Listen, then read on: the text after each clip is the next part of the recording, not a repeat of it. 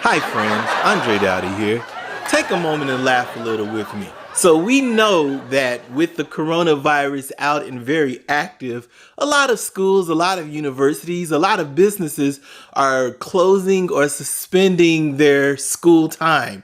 And so there's going to be a lot of virtual meetings, a lot of virtual classrooms and virtual everything. There's going to also be a lot of virtual staff meetings. And so I want to hip you to some game of some professional ways to throw shade. Here's the first one. If you are in a virtual conference and someone tells you this should be more of a listening session for you. If that ever happens to you, just press that mute button to keep moving. Just go ghost for a while and just listen. Here's another one. When someone speaks out of turn or speaks something really wrong or negative, or someone speaks something and it rubs you the wrong way and produces red flags, here's the way that you can say it. Did you mean to say this here? And then restate what they just said. Another way that you can say that exact same thing is, can you explain the thought process behind this to me a little bit more? In other words, what you say?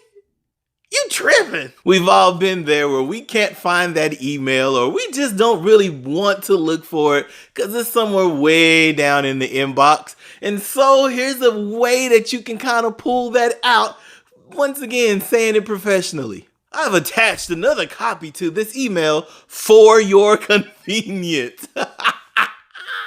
In other words, I need you to really go down there and check because you're going to pretend like you didn't see it, but I know I sent it. You just playing games. And so since you playing games for your convenience, here's another one.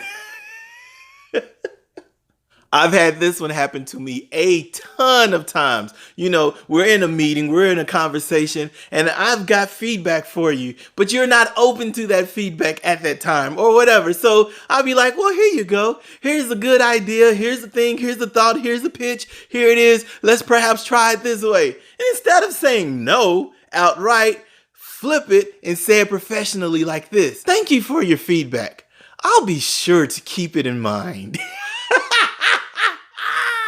Oh, that is such a curve. Oh, that is such a curve right there. Another way to say it. Oh, thanks for the input.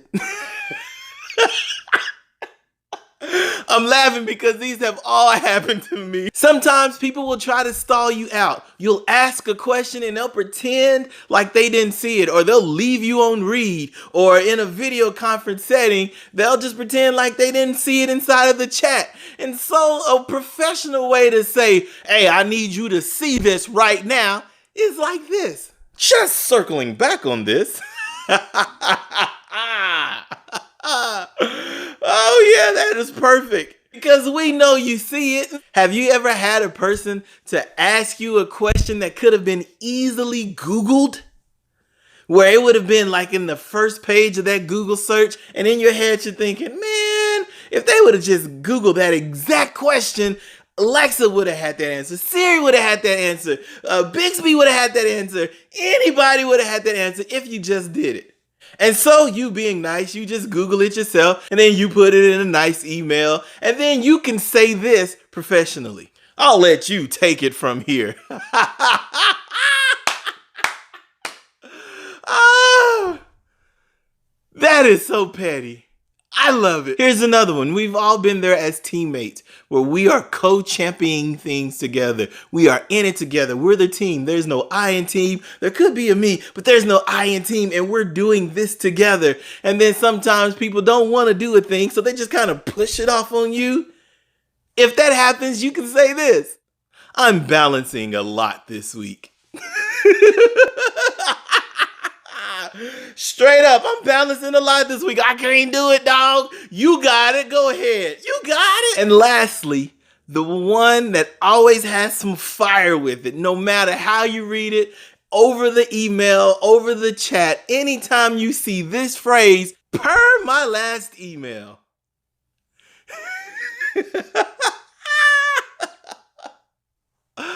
Oh, I've had this one done to me a few times myself, and I've done this one like, okay, now I really need you to pay attention Because the last time we said it, you wasn't paying attention, or you didn't get it, or you didn't connect the dots. But per my last email. So in conclusion, these are just some small little ways to be petty and to have a little fun during this break. Now, I'm trying to share this because it is funny and it is good, but I also understand how serious this matter is. Living in Oklahoma City, we felt every bit of that impact last night. Last night, the Utah Jazz was supposed to play the Oklahoma City Thunder, and so imagine the Utah Jazz flying in, going through the airport, going through all the security, getting to their hotel, talking to all of those people during the check-in, walking up and down the hallway, getting there, and then Rudy Gobert, who was there, he was not at the actual Chesapeake Arena, but he's in Oklahoma City. And so now imagine him talking to the team, and then the team makes its way to the arena, and they're doing shoot around, and they're warming up, and they're putting on their clothes, and then they're getting together and getting ready. And so now they are being around all of the people in the peak, all of the students in the peak, all of the workers in the peak, all of the people that are wanting autographs and wanting to buy things. It is a serious thing. And so my thoughts, my prayers, I'm sending positive energy to any and everybody affected by it. For all those schools closing, I'm sending energy that way. Please keep up with your students. Please check on them. Check on your friends, your family, all the things. I hope this made you smile just a little bit. Until next time, friends.